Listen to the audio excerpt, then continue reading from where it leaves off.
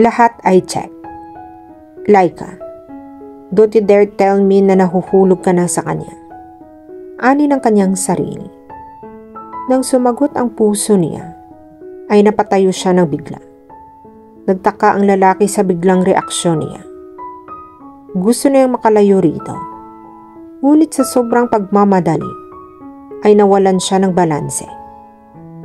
Laika, huli na para saluhin siya ng lalaki. Bumagsak siya sa 3 punong may orchids. Mabilis sa dinaluhan siya ng lalaki. Pero parang napaso siya ng magkadaiti ang mga kamay nila. Bumitaw siya ulit. At napasalampak siya ngayon sa nakahiga ng puno. Shit! Mahinang mura nito. Nang makitang tinukod niya ang nakakagaling lang na sugat sa kamay niya, parang papel na mabilis siyang pinako nito. Inalayo siya sa binagsakan at tarantang tiningnan ang sugat niya. Nang makitang hindi naman iyon na paano, ay parang nabunutan ito ng tingin. Ngunit nang makita ang mga braso at binti niyang puno ng sugat at gasgas ay napamura na naman. Ano ba kasi ang pumasok sa kokote mo at bigla ka nalang tumayo? Hindi ka ba nag-iisip? Tingnan mo tuloy ang nangyari. Subalit hindi niya nakuhang sumagot sa binata. Napako ang atensyon niya sa nakahigang puno. May nakita siyang maliit na box na gawa sa plastic na nakadikit doon. Imposibleng parte iyon ng base ng puno. Sinadya iyong ilagay roon. Bago niya pa man masabi, ang nakita ay ipinako na siya ulit ng lalaki. Blake, there's something in the... Shut up, Laika. Ang importante ngayon ay magamot ka. But, protesta niya. Will you just shut up? God, bakit ba malapit ka sa disgrasya? Hindi rin niya alam.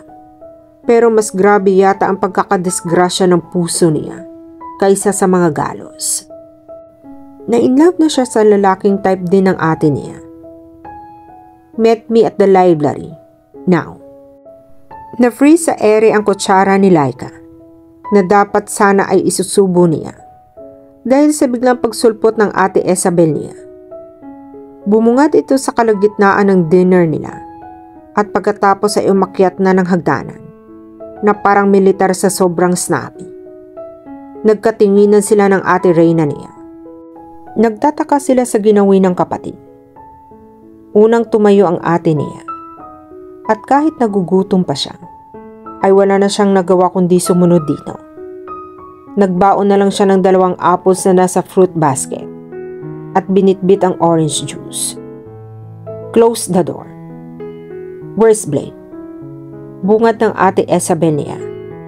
Nang makapasok silang 2 sa library. Nasa labas. Gusto mo tawagin ko? Aniya. No. Maagap nitong pigil sa kanya. Nang babalik na sana siya sa dinaanan niya. This is very important. And I want to keep this within the family. Problema? Ani ng kanyang ate Reyna. Big one. Sininyasan sila nitong umupo. Sumunod naman sila. Pagkakuan ay binigyan sila nito ng tig-1 folder. Kumunot ang noo niya at ibinuklat iyon. Kung hindi siya nagkakamali. Pangalan iyon ng mga kliyente nila sa outside Mindanao area. Particularly Luzon and Mega Manila. Teka lang, di ba ang weddings wala na sa atin? Iyon ay isa sa mga sinabi ni Blake nang inorient siya nito sa nakaraang operations. Nawalan sila ng 6 na kliyente sa Manila at lumipat sa ibang flower farm. This is exactly what this meeting is about. Umupo ito sa kabisera. The first 6 names, there are our previous clients. Umalis sila dahil lumipat sa ibang farm. Hindi naging big deal sa atin iyon dahil hindi pa naman sila nakapirma ng long-term contract. What we had was just an agreement. Just to see kung capable tayo as their supplier. Don't tell me. itong ibang nakalista dito ay wala na din sa atin. Oh my God. Nanlaki ang mga mata ni Reyna habang pinasadahan ang tingin ang listahan. Imposible iyon. Kasama pa rin sila sa mga deliveries natin. Sanlasa niya. Pero bakit nasa listahan sila? Maging siya ay hindi rin kayang tanggapin kapag ang mga nakikita niyang pangalan sa harap niya ay wala na sa kanila. Hindi niya matatanggap iyon, lalo na siya pang acting president ng farm. Because all of them called me informing us na may nagtatangka raw na kunin sila as their potential client. They offered them a better deal in terms of deliveries and payment scheme. Mabuti na lang ang iba dyan ay loyal client natin kaya humindi. While some, kung hindi gustong tapusin na ang kontrata, gustong babaan natin ang terms of payment, gaya ng inoffer sa kanila.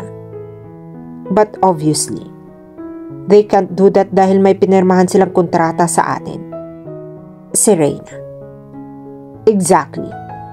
But still, hindi natin itong pwedeng ipagkawalang bahala. Baka mamaya, lahat na ng kliyente natin even here in Davao ay agawin nila. Sino may pakana nito? Tanong niya. The answer to that is on the next pages. Sabay silang nagbuklat ng ate Reyna niya. Pinasadahan niya ang mga nakasulat doon para hanapin ang sagot. Pero natigil sila nang magsalita muli ang ate Isabel niya. Nagpaimbestiga na ako. And I found out that there is one company who trying to steal our clients. Na-confirm ko na rin na ang 6 nating dating kliyente ay sa kanila na lumibang. Flower Paradise. Basa niya sa report. Yes. At wala pang 2 years ang operation nila. At may isang flower shop din sila sa Metro Manila. Sa Makati, to be exact. I don't get it. Nalilitong sabi ni Reyna. Nasa Makati sila. Andito tayo sa Davao. Don't tell me na tithreaten sila sa atin. Kahit pamilya-milya ang layo natin sa isa't isa. May kinalaman ba ito sa plano mong pagpa-branch out ng flower shop sa Metro Manila? Pagdudugtong-dugtong niya sa mga nangyayari. Her ate Isabel struggled. Probably. Expanding our business in Metro Manila is good for us. Since most of our clients ay doon naman nakabase. Kaya nangarag ang Flower Paradise dahil hindi pa nga sila masyadong kilala sa mismong lugar nila ay papasukin na natin. Napailing si Laika. Disappointed. Hindi para sa kapatid niya, kundi sa kalaban nila. Kung minsan talaga, ay may mga taong napakaduwag at masama ang ugali na gagawin ang lahat wag lamang masapawan ng iba. Baguhan pa lang ang Flower Paradise. Not that I'm belittling them or something, pero kung ikukumpara mo sila sa atin, I don't think they can put us down. Confident pa rin sabi ni Reyna. Baguhan pa nga lang, pero marunong nang maglaro ng baraha. Magaling mandaya. Aniya na may inis sa boses. Hindi niya maiintindihan ang ibang tao. Bakit kailangan gumamit ng maling paraan? Kung pwede silang magkaroon ng malinis na kompetisyon. Kung ano-anong paraan na iisip nito para lang makapandaya at makaungo sa kapwa. Sadya bang may mga taong nasisiyahan kapag may nakikitang naaapakang tao? Then something hit her. Bigla ay binundol ng kaba ang dibdib niya. Binalikan niya ang pahina kung saan nakalista ang mga pangalan ng kliyente na tinangkang agawin sa kanina. Isa iyon sa mga paraang sinabi niya na may mali. Pandadaya ang tawag noon. Pero ang mas nakakatakot isipin ay ang sagot sa katanungan. Paano nila natuntun ang kliyente natin? Takot man siyang malaman ang sagot. kailangan niya pa rin gawin para sa kanilang farm. Nagkatinginan silang tatlo. But we still don't have evidence. Ramdam niya ang pagtutol ng boses ni Reyna. Come on, Reyna. Sa tingin mo, kagagawan ito ng mga matatagal nating empleyado? Iisang tao lang ang naisip nila. At iyon ay ayaw tanggapin ng puso ni Laika. Dahil malaki ang posibilidad na tama ang hinala nila. At si Blake iyon.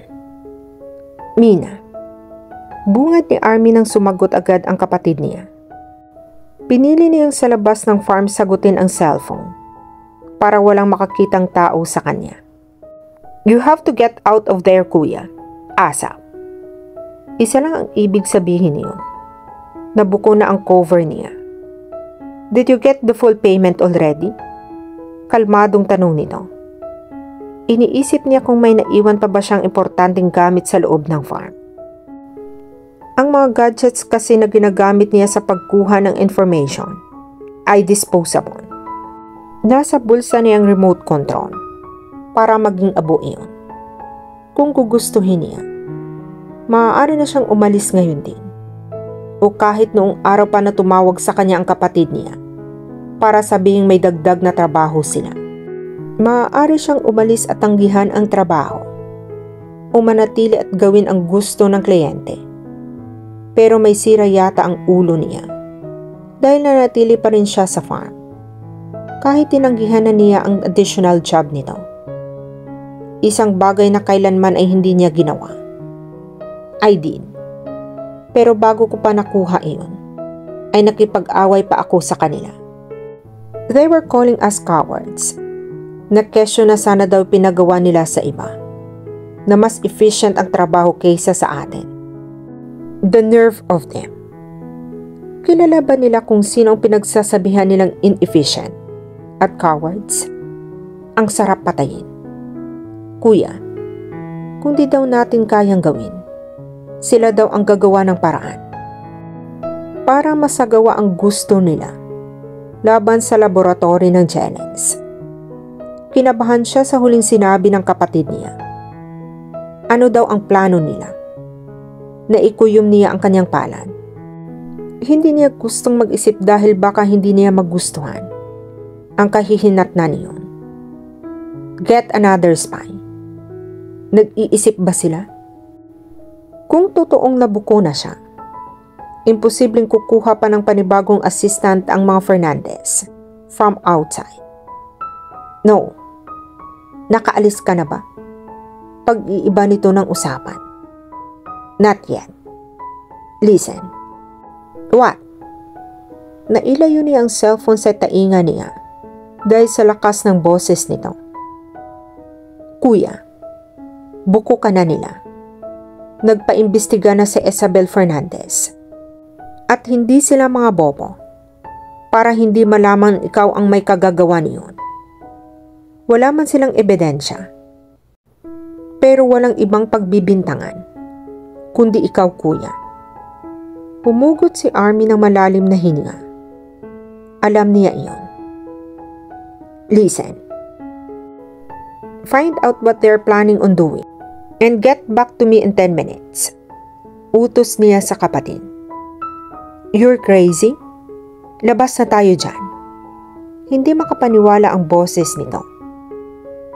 Do I say, Mina?